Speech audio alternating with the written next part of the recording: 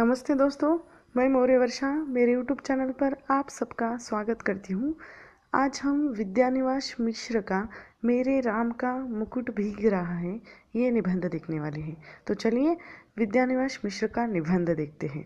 यह निबंध 1974 में प्रकाशित ये निबंध संग्रह है। इस निबंध संग्रह में से एक निबंध लिया गया है, मेरे राम का मुकुट भीग रहा है। 1974 में इसका प्रकाशन हुआ है और यह एक ललित निबंध है। ठीक है, अब इस निबंध के जो कुछ निष्कर्ष निकलते हैं वे मैं आप लोगों को पहले बता देती हूँ। उसमें पुरानी पीढ़ी और नई पीढ़ी में अंतर, मध्यवर्गीय व्यक्ति की जो समस्या है वह इसमें आती है। माँ यानी कौशल्या, राम की माता कौशल्या के मन की चिंता और लेखक की पत्नी उनके मन की चिंता है इसमें आई है। निराशावादी जीवन है मनुष्य का, राम जीवन का आदर्श लेना चाहिए, मनुष्य जीवन की सार्थकता किस में है ये भी दिखाया है। और उसमें लेखक की उदासीनता है, छोटी सी चिंता, मामूली सी बात भयंकर चिंता, ऐसे मनुष्य की आजकल की प्रवृत्ति हो गई है। पीढ़ियों के ममता का वर्णन, इसमें दोनों में नई पीढ़ी और पुरानी पीढ़ी इसमें अंतर उन्होंने स्पष्ट किया है। और राम का मुकुट एक प्रतीक मात्र है। राम और कौशल्य की जो उपमा इस निबंध में आई है वह भी इसमें हम देखेंगे।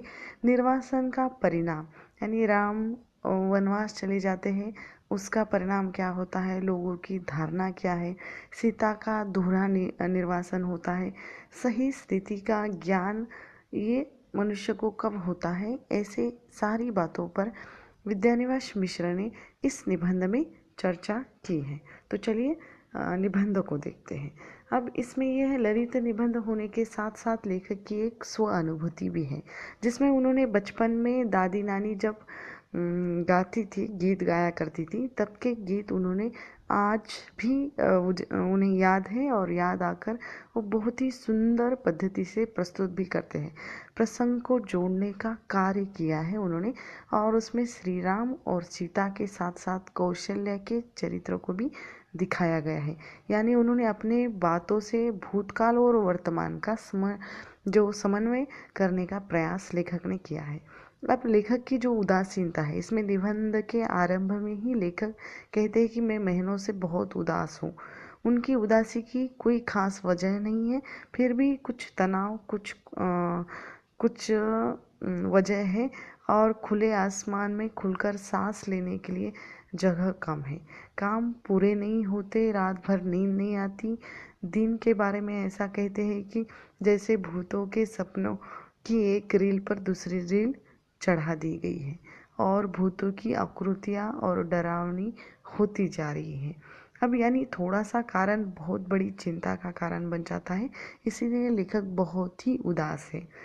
अब छोटी सी चिंता यानी मामूली सी बात होती है, लेकिन हमारे घर पर एक मेहमान आए हुए थे और लेखक साथ ही एक दिन संगीत का कार्यक्रम सुनने रात के 9 बजे गए।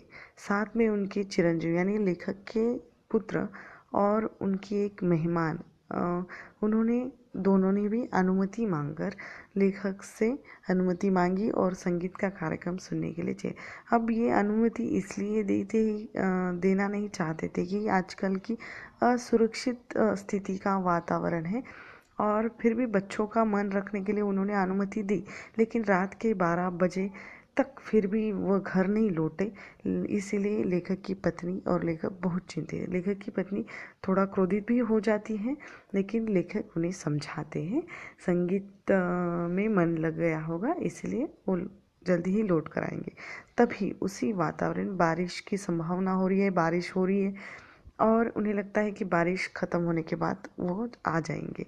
अब इस वातावरण में उनको कुछ पंक्तियाँ याद आती है और सुबह के 4 बजे तक वो वापस नहीं आते। लेखक बहुत चिंतित है और उसी वातावरण में ये थोड़ा सामाजिक स्थितियों का पर विचार भी करते रहते, यानी ये विचारात्मक भी निबंध है। लेकिन घर के लोगों के लिए वो चिंता का विषय था। अब मेरे राम का मुकुट भीग रहा है, ये जो पंक्तियाँ उनको याद आती हैं, जिसमें पंक्तियाँ दी है, मेरे राम के भीजे मुकुटवा, लक्ष्मण के पकुटवा, मोरी सीता के भीजे सेनुरवा त राम घर लौटही। इसका अर्थ ये है कि मेरे राम का मुकुट भीग रहा होगा, मेरे लक्ष्मण यानी लखन का भी जो दुपट्टा है भीग रहा होगा, मेरी सीता के मांग का सिंदूर भी भीग रहा होगा, यानी मेरे राम घर कब लौट आएंगे। इस तरह की ये पंक्तियों का अर्थ है। अब पीढ़ियों के ममता का जो वर्णन इसमें किया है, जिसमें बचपन में जब दादी नानी यह गीत गाया करती थी और भाव विभोर होकर, कभी कभी बाहर जाने पर, विदेश रहने पर वह गीत गाती थी और लौटने पर कहती कि मेरे लाल को कैसा वनवास मिला है। जिस तरह राम को वनवास मिला था, उसी तरह लेखक की दादी भी ऐसा कहती थी। यानी उस पीढ़ियों में दादी के द्वारा जो ममता का दर्शन आजकल के पीढ़ियों में नहीं मिलता, यानी जो आजकल की पीढ़ी है, पिछली पीढ़ी में ममता और पिछली पीढ़ी में जो बात आई है उसका जो अंतर है इसमें दिखाने की कोशिश की है। और अपने संतान के संभावित संकट की जो कल्पना होती है, कल्पना के कारण जो दुखी हो जाती है, लेकिन आजकल उतना तनाव नहीं रहता। यह अंतर इन्होंने बताने का प्रयास किया है कि आजकल के पीढ़ियों को कोई फर्क नहीं पड़ता, वो अपनी ही धुन में लगी हुई है। अब राम का मुकुट, लेखक कहते हैं कि राम का जब वनवास खत्म हुआ तब वह अपने नगर में आकर बस गए थे। उनका अभिषेक भी हुआ, राम के साथ साथ मुकुट का भी जो प्रतिष्ठित अभिषेक हुआ था। और राम कुछ समय के लिए राजकीय वेश में भी गए थे, यानी राजकीय रथ से उतरे, राजकीय शोभा का परिहार भी किया था उन्होंने। यानी राम का मुकुट तो लोगों के मन में अभी भी बसा हुआ है। कौशल्या के मातृ स्नेह के साथ लेखक यहाँ कहने का प्रयास करते हैं कि रात भर जो राम भीगे तो भीगे, लेकिन राम का जो मुकुट है वो भीगना नहीं चाहिए। यानी उसकी चिंता हर वक्त बनी रही है। यानी राजा राम के जो संरक्षक हैं, लक्ष्मण का जो कमरबंद है, यानी सीता के जो सौभाग्यवती का जो अखंड मांग का सिंदूर है वह भी न भीगने, यानी भले ही सीता भीग जाए लेकिन वह जो प्रतीक मात्र है वह नहीं भीगना चाहिए। यानी मुकुट, दुपट्टे और सिंदूर के भीगने की जो आशंका लेखक ने यहाँ व्यक्त की है वो महत्वपूर्ण है। और राम और कौशल्य की जो उपमा इसमें दी है, लेखक ने निबंध में वर्तमान स्थिति को राम और कौशल्य की उपमा दी है। जैसे वह कहते हैं कि कौशल्य एक नहीं बल्कि पूरे विश्व की कौशल्य ये यानी माताएं हैं, कौशल्य है। वह बारिश में या बारिश के दिनों में बोल रही है कि मेरे राम का मुकुट भीग रहा होगा। जो संतान ऐश्वर्य की अधिकारिणी था वह वन में घूम रहा है, यानी वनवास में गया है।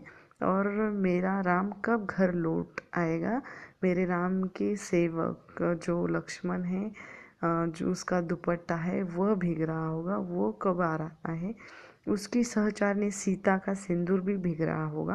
यानी मनुष्य की इस सनातन नियति से एकदम आतंकित होकर जो कुछ प्रवृत्ति हो उठती है, जिसकी कल्पना की थी वह नहीं होती, यानी जो होना चाहिए वो नहीं होता। इसीलिए जो वनवास चला गया उसके बारे में बहुत सारी कौशल्या माता है जो चिंतित है, और वह नियति है, नियति के विरुद्ध कोई नहीं जा सकता। और इसीलिए इन्होंने दो राम और कौशल्य की जो उपमा दी है, एक आदर्श राम जिसका आचरण, जिसका व्यवहार आदर्श लेना चाहिए, ऐसा लेखक का कहना है, और कौशल्या जो माता के रूप में यहाँ प्रस्तुत है। अब निर्वासन का जो परिणाम है, जिसका अभिषेक हो रहा है उसका निर्वासन हो गया है।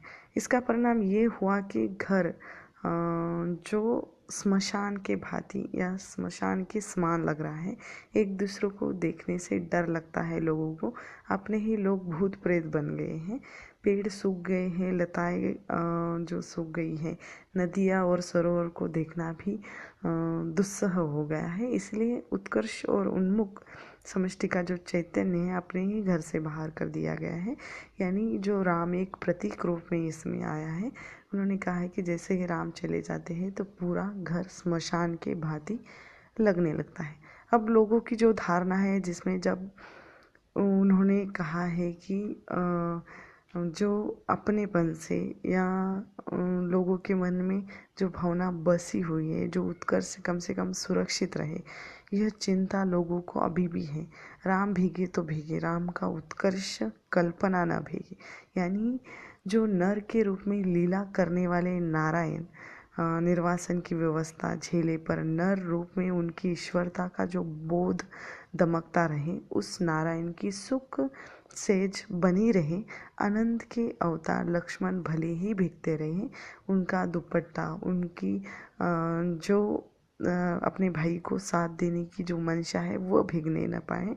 यानी जगत जननी जो आद्य शक्ति के अखंड सीता है, जो उसका सौभाग्य है, उस सुंदर सिंदूर की भी रक्षा, यानी जो सिंदूर की रक्षा यानी राम की रक्षा यहाँ की जानी। यानी लोगों की धारणा है कि भले ही उस व्यक्ति को भीगने की जो कल्पना की गई, लेकिन उसका जो आचरण है, उसका जो व्यवहार है, वो भीगना नहीं चाहिए, ऐसा लेखक को लगता है।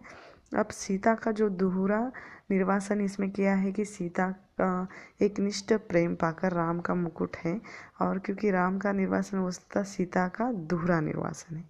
राम तो लौटकर राजा बने, लेकिन सीता को और जंगल में छोड़ दिया गया। वह अन्य पशुओं से घिरी हुई जीवन में, यानी अपना जीवन बिताती है। वह वन में किस तरह रहती हैं, अपना आचरण करती हैं, और वहाँ 2 बच्चों की माँ भी बनती है और अपने बच्चों के साथ अपना जीवन बिताती है। उसका निर्वासन, उसका जो सौभाग्य है, अखंडित रहे। राम का मुकुट इतना भारी हो उठता है कि राम उस बोझ से ऊब जाते हैं, और इस वेदना के साथ, इस चित्कार के साथ सीता के माथे का सिंदूर वह दमक उठता है। यानी सीता का वर्चस्व और प्रखर हो उठता है। यानी सीता का दोहरा निर्वासन होता है, फिर भी वह अपने सौभाग्य को लेकर सुखी है, ऐसा इसमें दिखाया गया है।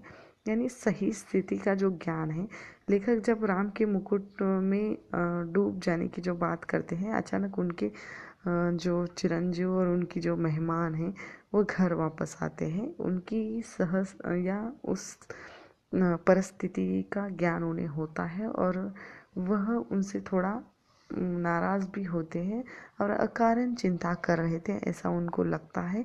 यानी उदासी से राम के मुकुट से बाहर आकर ये सोचने लगते हैं कि राम के मुकुट या सीता के सिंदूर की भीगने की जो आशंका से जो वह मन उनका बहुत उदास था, आज की दरिद्र अर्थहीन उदासी की जो व्यवस्था है, निराशावादी है। यानी लोग कहाँ कहाँ पहुँच गए, देश विदेश के लोग चांद पर पहुँच गए हैं, और हमारे लोग हैं कि जो बच्चा या संतान घर जल्दी वापस नहीं आए, इसी जो अर्थहीन चिंता में डूबे रहते हैं। एक छोटी सी अकारण चिंता ही लोगों को कितनी बड़ी उदासी देकर जाती है, और जिसमें पूरी जिंदगी एक ऊब से कब उभर सकेगी, ऐसा लेखक का मानना है। यानी छोटी सी चिंता अकारण हम चिंता करते हैं, ऐसा लेखक को लगता है। यानी इस निबंध में पूरे दिया गया है कि निराशावादी जीवन मध्यवर्गीय व्यक्ति की जो समस्या है, छोटी सी चिंता को, समस्या को लेकर कितने भरे चिंतित हो उठते हैं, और जिस तरह ऐसा सोचते कि राम जैसे हमारा वनवास गया है 14 साल के लिए, जिस तरह कौशल्या ने ही चिंता की थी, उसी तरह एक माँ या एक माता पिता अपने बच्चों को लेकर थोड़ी देर के लिए, एक रात के लिए उन्हें स्वतंत्र नहीं छोड़ते, उनकी स्वतंत्रता की आड़ में आते हैं, ऐसा लेखक ने कहने का प्रयास किया है। ठीक है, ये विद्यानिवास मिश्र का निबंध एक ललित निबंध है, ये आपको याद रखना है। धन्यवाद।